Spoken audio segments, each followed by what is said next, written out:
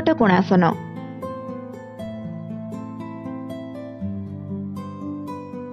प्रथमे आसन उपरे सीधा होई ठिया हुअन्तु।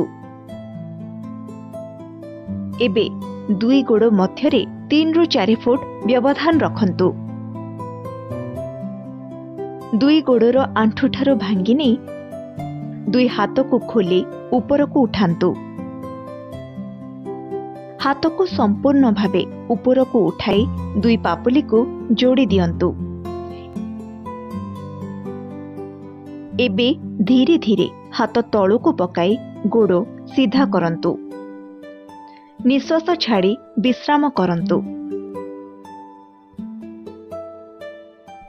एपरि भावे आपण एही आसन को 8 रु 10 थर पर्यंत करि परिबे।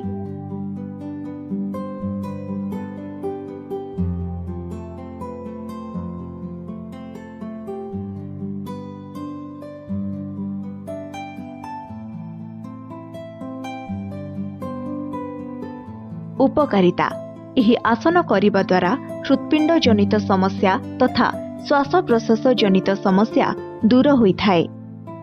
एही आसन शरीरर आभ्यंतरीण अंग को मध्य सुस्थ रखिथाए। सर्वोपरि शरीर रे शक्ति संचार करिथाए। सावधानता जेउ व्यक्ति मानकर कांध आंठू हिप आदि रे समस्या थिबो सेमाने एही आसन करंतु नाही। प्रसूति माने एही आसन अभ्यास करिबा अनुचित। योग गुरु तथा डाक्तरंक परामर्श क्रमे एही आसन अभ्यास करिबा भलो।